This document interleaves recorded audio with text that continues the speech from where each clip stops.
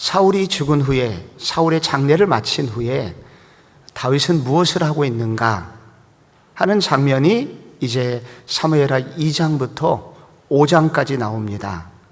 그런데 방금 여러분이 2장 4절을 읽으셨는데 유다 사람들이 거기서 와서 다윗에게 기름을 부어 유다 족속의 왕으로 삼았더라 하는데, 이 거기서는 예루살렘에서 남쪽에 있는 헤브론이라는 도시에서 이스라엘 유다 족속들이 와서, 대표들이 와서 우리의 왕이 되어 주십시오 하면서 다윗이 유다 지파의 왕이 됩니다. 그리고 오늘 우리가 읽은 맨 마지막 5장 3절에 보니까 유다 지파의 왕이 아니라 여기 이스라엘의 모든 장로가, 이스라엘의 모든 장로들이 와서 다윗에게 기름을 부으니 다윗은 이스라엘의 왕이 됩니다. 그래서 2장 4절에서는 유다 지파의 왕이 되는데 5장 3절에는 이스라엘의 왕이 됩니다. 그래서 한 지파의 왕에서 이스라엘 통일 왕국의 왕이 됩니다. 근데 이때 구약 시대에는 한 사람이 어떤 중요한 일을 맡을 때 기름을 부어서, 우리나라 미국은 성경책에 손을 얹고 혹은 선서를 하면서 성경책 앞에서 취임식을 하지요. 우리나라 같은 경우는 국회에서 대통령이 취임식을 하면서 왕이 됩니다. 그런데 이스라엘은 어떻게 하냐면 거기다가 좋은 기름을 머리에 붓습니다. 그래서 기름 부음이라고 하는 것은 즉위식을 말하는 거예요. 지파의 왕에서 여기 온 이스라엘의 왕으로 즉위를 하게 되는 것입니다. 그런데 다윗에게 평생 3번의 기름 부음이 성경에 나옵니다. 맨 처음에는 다윗이 무명이었을 때입니다. 다윗은 베들레헴에서 8명의 형제들이 있는 이세라는 아버지 막내 아들이었습니다. 막내 아들이었는데 들에서 양을 치게 합니다. 그러니까 막내 아들이었지만 사랑을 받지 못하던, 외면당하던 아들이었습니다. 그런데 그 아들을 하나님께서 기억하시고 부르셔서 사무엘 선지자를 통하여, 이를 통하여 왕이 되게 할 것이다. 그래서 베들레헴에서 사무엘의 기름 부음을 통해서 왕이 될 것이라는 예고를 받습니다. 그러다가 오늘 2번 연속 기름 부음을 받아 결국은 이스라엘의 모든 족속의 왕이 되는데, 이 기간이 얼마냐면 약 17년에서 18년이 걸리게 됩니다. 다윗이 그 사무엘에게 기름 부음을 받고 난 이후에 골리앗을 이긴 사건이 나오죠. 그래서 2, 3년 동안 궁정 생활을 합니다. 그러다가 사울에게 미움을 받아가지고 쫓기는 생활, 조금 자세히는 8년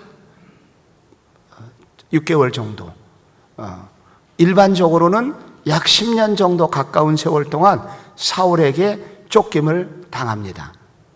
그리고 헤브론에서 왕이 됐지만은 7년 6개월이 걸립니다. 그리고 나서 다시 왕에게, 이스라엘 전체의 왕이 됩니다. 이 17년, 18년 긴 기다림이 있었다는 거예요. 도대체 이 기다림은 어떤 의미가 있을까? 이 기간 동안 틀림없이 하나님은 다윗을 통일왕국의 지도자로 빚으셨다는 것을 설명하려고 하는 것입니다. 성경은. 바로 이 시기를 설명하는 대표적인 구절이 오늘 본문인데, 오늘 우리가 읽은 부분은 다윗이 옛날에도 이런 일을 당했지만 특별히 그걸 요약해서 보면 헤브론에서 왕으로 기름 부음을 받고 난 이후에 7년 넘는 세월 동안 기다림이 있었고, 그리고 이스라엘의 왕이 되었다. 이 사이에 무슨 일이 있었느냐를 보면 다윗이 이 기간 동안에 어떤 지도자의 자질로 준비되었는지를 알 수 있다는 것입니다. 그래서 그 사이에 유명한 두 가지 사건을 중간에 제가 그 요약적인 내용을 성경 구절을 거기에 기록을 해 놓은 것입니다. 그 중간에 여러분이 보시면 사무엘하 2장 12절에서 18절이 있죠? 그 중간에 사무엘하 2장 12절 거기 한번 보세요. 네리의 아들 아브넬과 사울의 아들 이스보셋의 신복들은 마하나임에서 나와 기브온에 이르고, 한번 같이 읽어봐요. 13절 시작. 스루야의 아들 요압과 다윗의 신복들도 나와 기브온 목가에서 그들을 만나 함께 앉으니 이는 못 이쪽이요 그는 못 저쪽이라. 아브넬이 요압에게 이르되 원하건대 청년들이 일어나서 우리 앞에서 겨루게 하자. 요압이 이르되 일어나.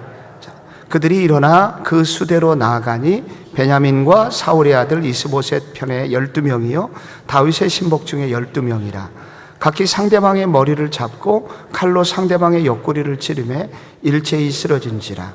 그러므로 그것을 헬갓 핫수름이라 일컬었으며 기브온에 있더라. 그날의 싸움이 심히 맹렬하더니 아브넬과 이스라엘 사람들이 다 다윗의 신복들 앞에서 패하니라. 그곳에 스루야의 세 아들 요압과 아비새와 아사엘이 있었는데 아사엘의 발은 들로로 같이 빠르더라. 아멘. 16절에 보면은 거기 동네 지역 이름이 하나 나옵니다. 헬갓 핫수림. 헬갓 핫수림이라는 것은 피 흘림의 밭이라는 뜻을 가지고 있는 그러한 지명입니다. 여기서 지금 무슨 일이 벌어지고 있냐면 지금 사울의 잔당들이 북쪽에 진을 치고 있고 다윗의 군대들은 남쪽에 있습니다. 헤브론을 중심으로. 근데 남쪽에 다윗의 군대 장군, 군대 사령관은 요압이고 북쪽에 사울의 잔당 세력들의 대표는 아브넬입니다. 근데 아브넬의 군대와 이 요압의 군대가 판문점 근처에서 오늘 만나게 된 거예요. 그때 아브넬이 먼저 이렇게 소리를 칩니다. 자, 너희들 대표 몇 명 보내라. 우리 대표 선수끼리 우리가 한번 맞짱을 뜨자.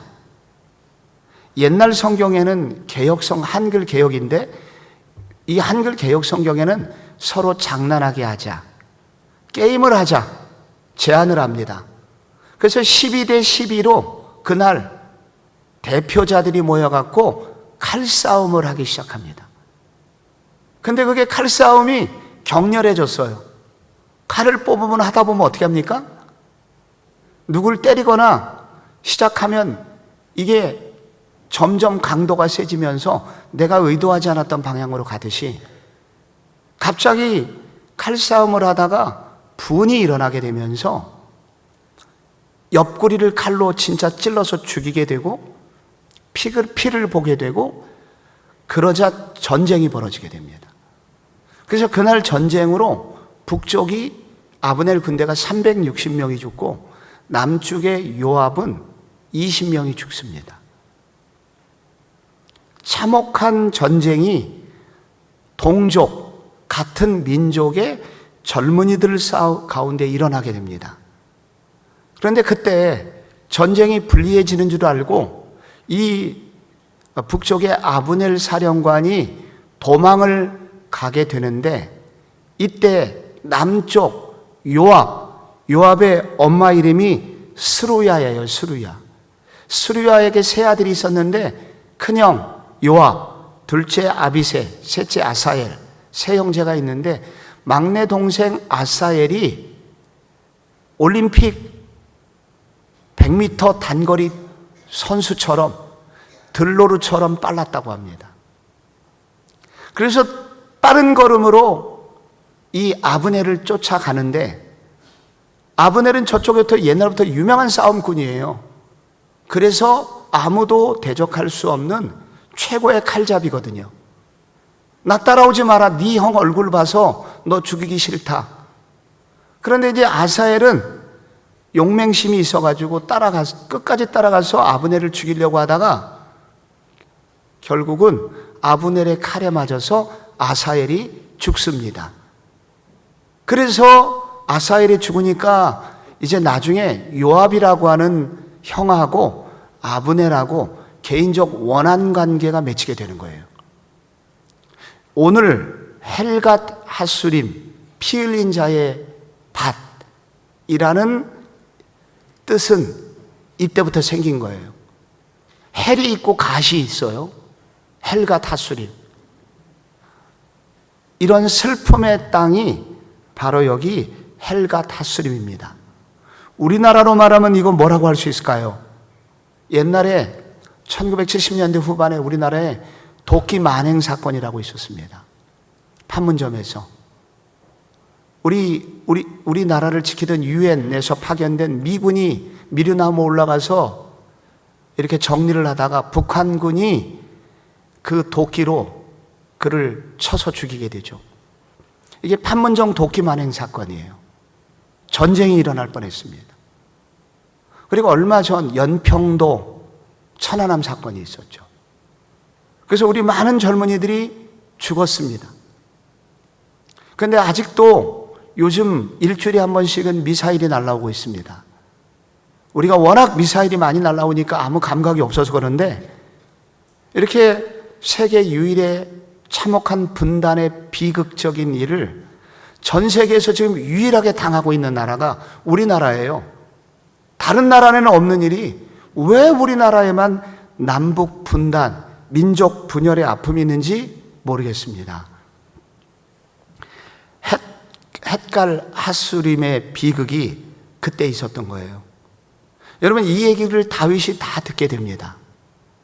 이런 얘기가 성경에 기록된 얘기는 다윗에게 있어서의 찌를 듯한 아픔이 있었는데, 그것은 우리 형제, 우리 민족의 같은 동포들끼리, 그것도 미래가 창창한 젊은이들이 찌르고 찔려서 죽고 죽이는 참혹한 아픔의 비극 앞에서 다윗은 이 민족사의 비극을 몸으로 경험하면서 이 아픔의 시기를 보냈다는 거예요. 다윗은 이 시기를 그냥 지낸 게 아닙니다. 민족사의 이 피비린내 나는 참혹한 아픔을 몸으로 겪고 느끼고, 그럼 다윗은 가만히 있었겠습니까? 그 시기에 그는 거의 실질적인 지도자였기 때문에, 왕이었기 때문에 그 민족사의 비극 앞에서 그는 많이 울게 됩니다. 그런 얘기들이 어디에 나와 있냐면 시편에 나와 있습니다.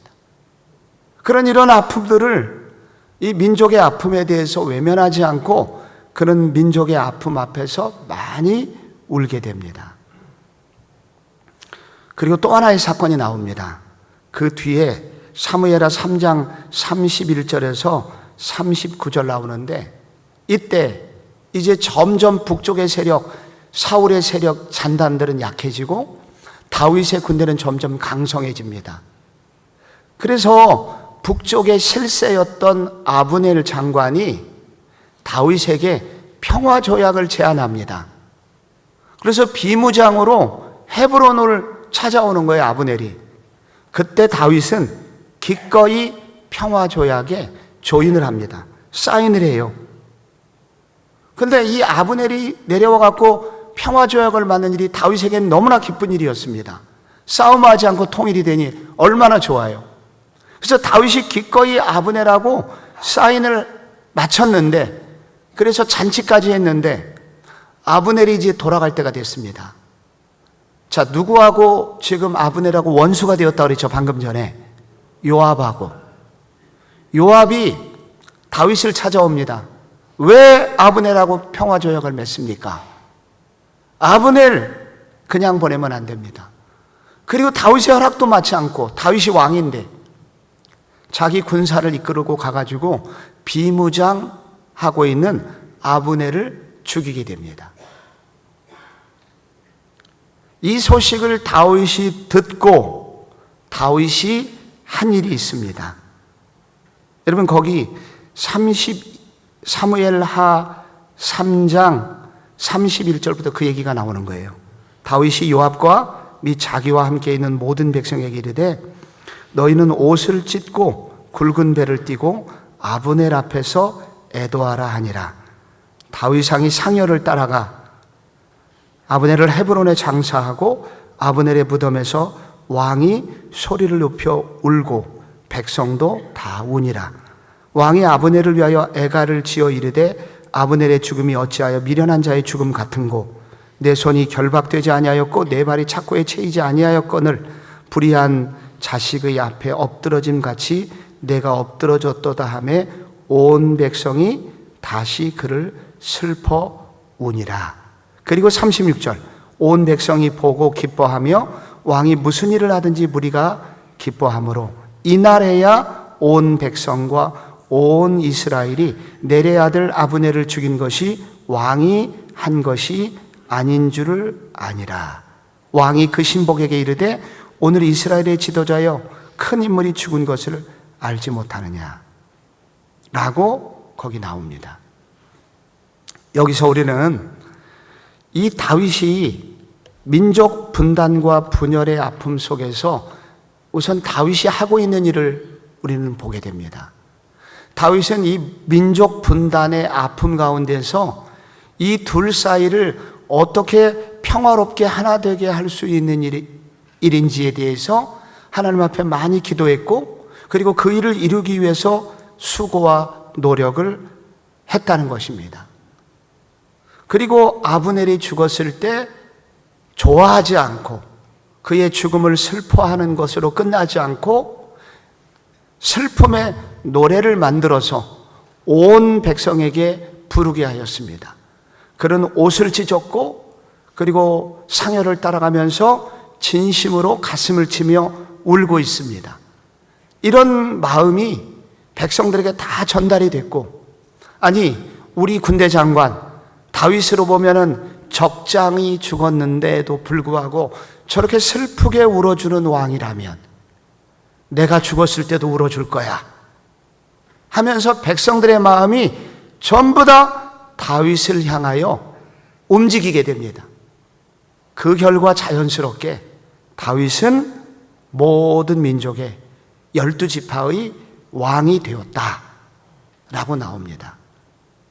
하나님께서 이 시기에, 다윗의 긴 기다림의 시기에 하나님이 다윗에게 준비시킨 왕의 자질이 있습니다. 지도자의 자질이 있습니다. 그것은 무엇입니까?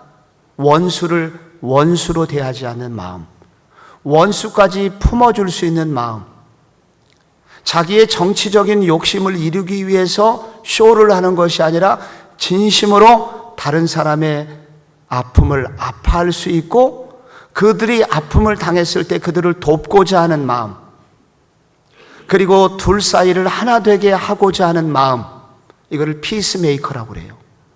이런 피스메이커가 되고자 하는 마음, 이런 마음들을 하나님은 다윗에게 그런 자질들을 가지도록 해주셨다는 것입니다. 그 결과 자연스럽게 때가 되니까 하나님이 다윗을 왕으로 삼으셨다는 거예요. 2000년대 우리나라에서 국정원장 출신이면서 통일부 장관이 된, 그 당시까지만 해도 그런 일이 없었던 역대급 인사이동이 하나 있었는데, 그때 그 장관의 이름이 임동원이라는 장관이 있었습니다. 그런데 이 장관은 매우 이력서가 특이한데 육사 출신인데 서울대 철학과를 들어갔어요. 이 사람은 군에서는 군비 증강을 통해서, 군 현대화를 통해서 어떤 적도 이길 수 있는 강군을 만들어야 된다. 군에 있을 땐 그렇게 했는데, 그리고 나와서는 이 사람이 서울대 출신답게 남북한을 하나 되게 하려는 실질적인 것은 뭐냐? 그래서 이 사람이 소위 햇볕 정책이라는 것을 거의 입안한 사람입니다.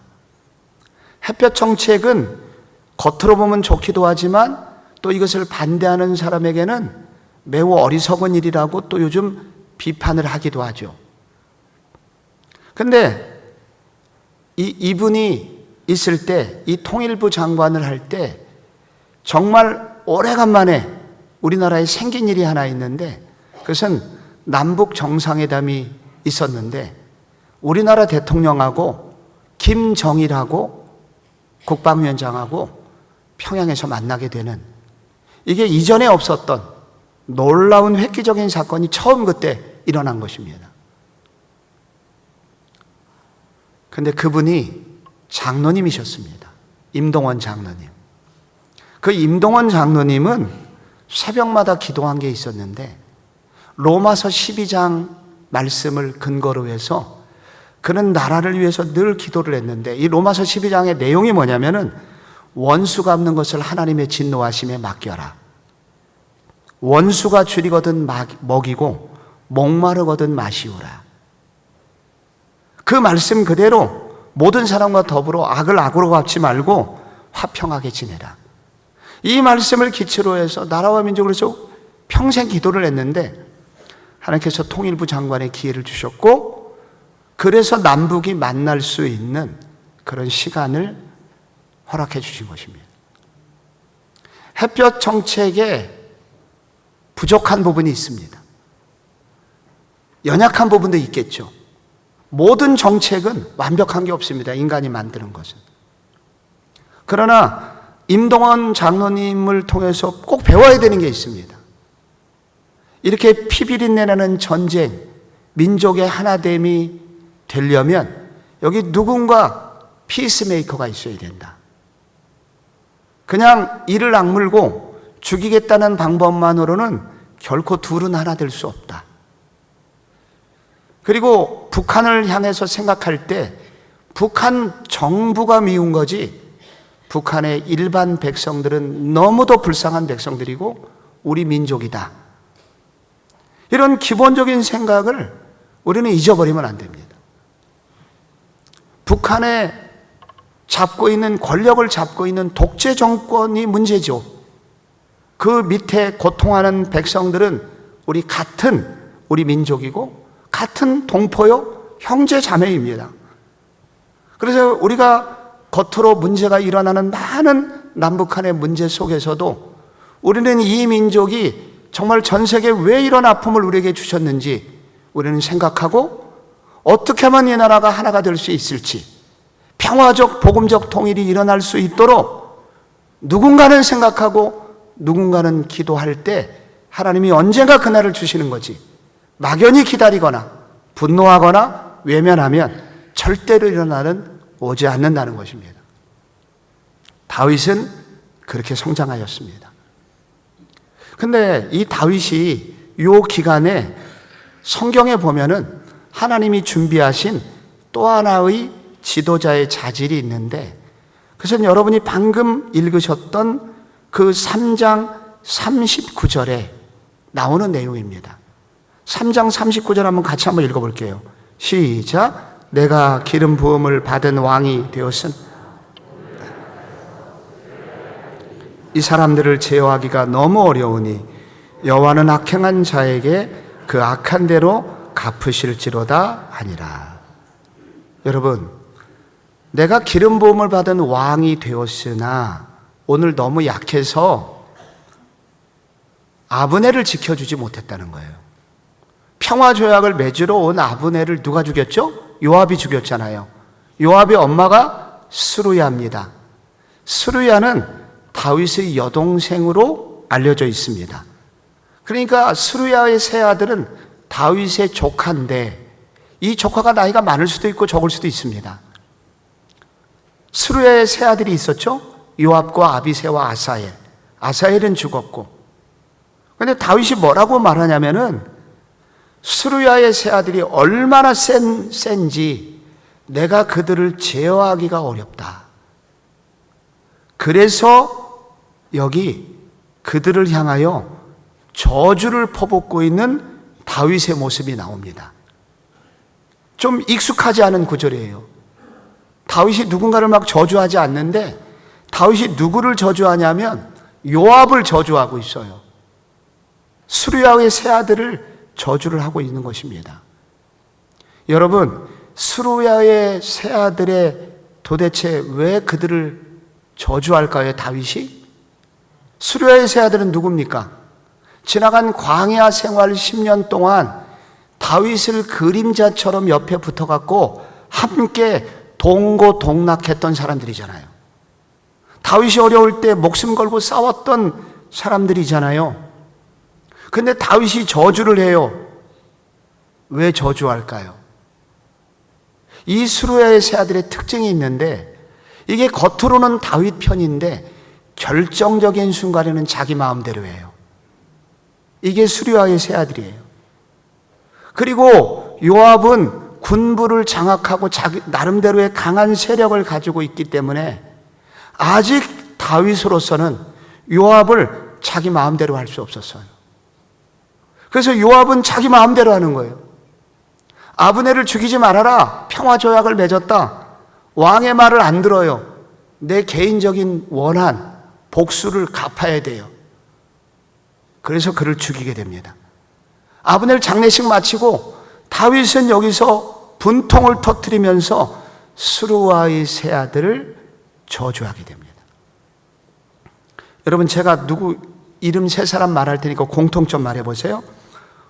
골리앗, 아말렉, 도액은 도끼로 이 다윗을 도와줬던 제사장들을 80명이나 죽였던 악인이죠. 이 세 사람 공통점이 뭐예요? 누가 봐도 나쁜 사람이에요. 세 사람 공통점이 누가 봐도 나쁜 사람이에요. 그래서 다윗은 그들하고 한 편이 아닙니다. 그런데 스루야의 세 아들은 누가 봐도 다윗 편이에요. 그런데 결정적인 순간에 골리앗처럼 행동하고 아말렉처럼 행동하고 도액처럼 행동하는 거예요. 순식간에 내 편이 아닌 사람.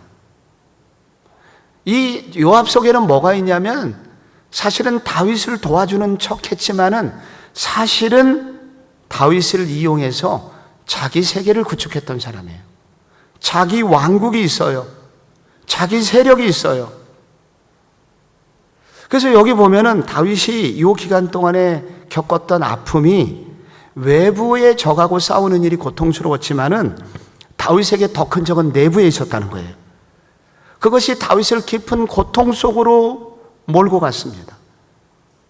그런데 이 요압 같은 사람의 특징은 뭐냐면은, 이 사람들이 겉으로는 다윗의 편이고 하나님 나라를 세운다고 같이 동조하는 것 같았지만은 그들은 실제적으로 하나님의 일하심을 믿지는 않았어요.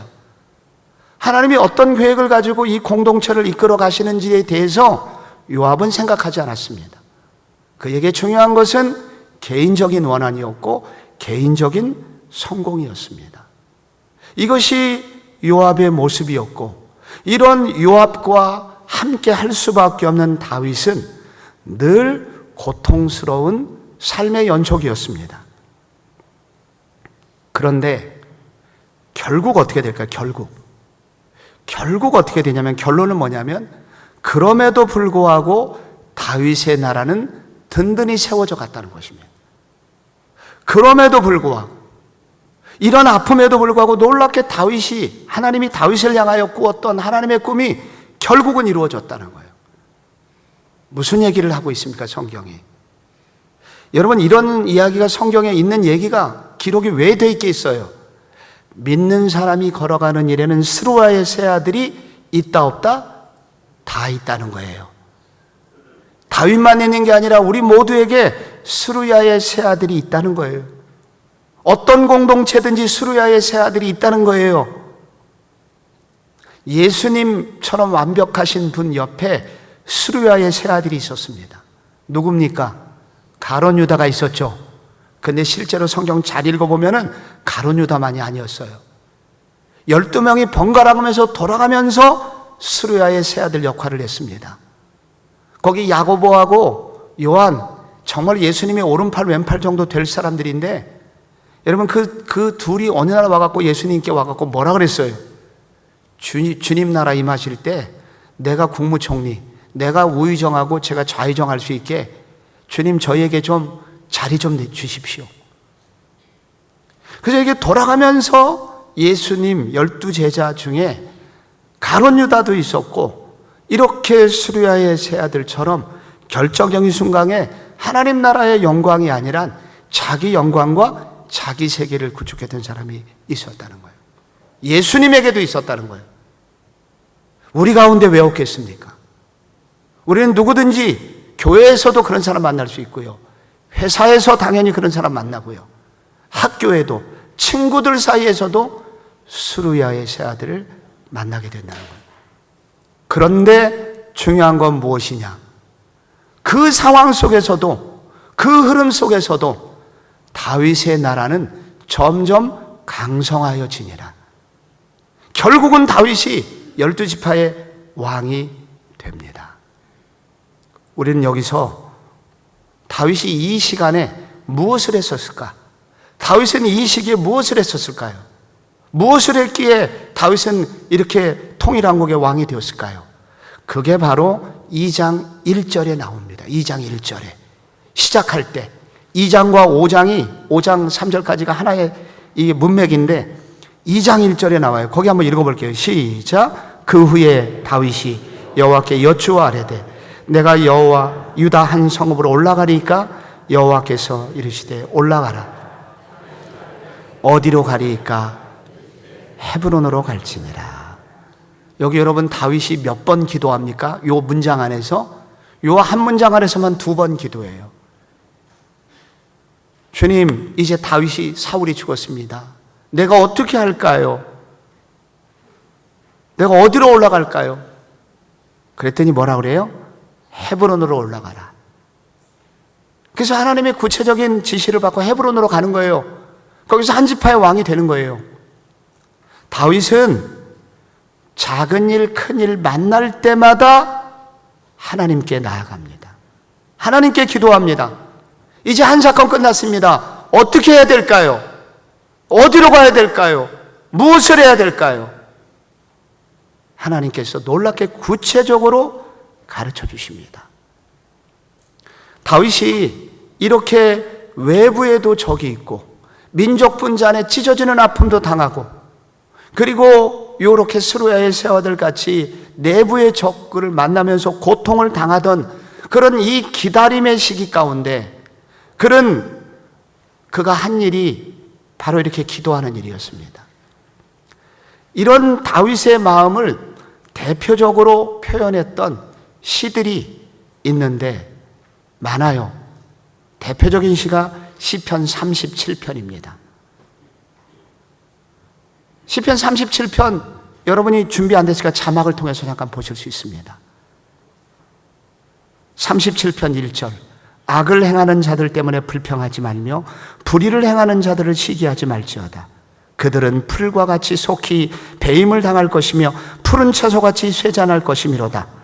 4절 또 여호와를 기뻐하라. 그가 내 마음의 소원을 내게 이루어 주시리라. 5절 내 길을 여호와께 맡기라. 그를 의지하면 그가 이루시고. 6절 내 의를 빛같이 나타내시며 내 공의를 정오에 빛같이 하시리로다. 7절 여기 나옵니다. 여호와 앞에 잠잠하고 참고 기다리라.